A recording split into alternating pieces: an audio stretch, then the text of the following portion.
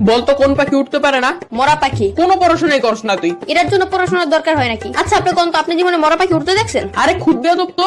এই তোর নাম কি? কথা গুরান কে মরা পাখি উঠতে পারে? এই তুই থাকুস কই? আমার বাসায় থাকি। বদমাইশ, তোর বাসা কই এটা জিজ্ঞেসি। না আপনি জিজ্ঞেসেন আমি কই থাকি। আজব তো, এবার কত তোর বাসা কই? আরে আমি যেখানে থাকি ওই জায়গায় আমার বাসা। তোর কিন্তু আমি মাইর দিমু। পড়া তো পারস না, আবার তেরামি করস। কেন কোন পড়া পারি নাই আমি? ওদিন তোর একটা অঙ্ক জিজ্ঞাসিলাম, পারস নাই। কোন অঙ্ক পারি নাই? ধরেন এখন ধর তোর কাছে 20 টাকা আছে, তুই 10 টাকা তোর বন্ধুরে দিলি, তোর কাছে কয় টাকা থাকে? আপনি অঙ্ক বাদ দেন, আমি কি এতই বললো যে 10 টাকা দিয়া দিমু? এই যে কোথায় কোথায় বেয়াদবি করস, এত সহজ অঙ্ক ধরলাম তাও পারস না। কি পরস তুই? শার্ট পরি, প্যান্ট পরি, গেঞ্জি পরি, জুতা পরি। ওই স্যার কইতে হইব না, মাথায় জ্ঞান বুদ্ধি বলতে কিছু নাই তোর। আপনার চেয়ে বেশি আছে। আবার তেরামি করস। তার আমি কি? আপনি আমার বুদ্ধি পরীক্ষা করে দেখেন। তাহলে ক, সমুদ্রের মাঝখানে একটা লেবু গাছ থাকলে তুই লেবু কেমনে আনবি? বাজার থেকে কিনে আনবো। আর আমি বুঝাইতে চাইতেছি যে ওই গাছ থেকে লেবু কেমনে আনবি। ডানা দিয়ে উইরা উইরা। তোর তো ডানাই নাই, ডানা কি তোর বাপে লাগাইবো? সমুদ্রের মাঝখানে লেবু গাছকে তোর বাপে লাগাইবো? আমার লগে তুই তুই করে কথা কস, কত বড় সাহস। কালকে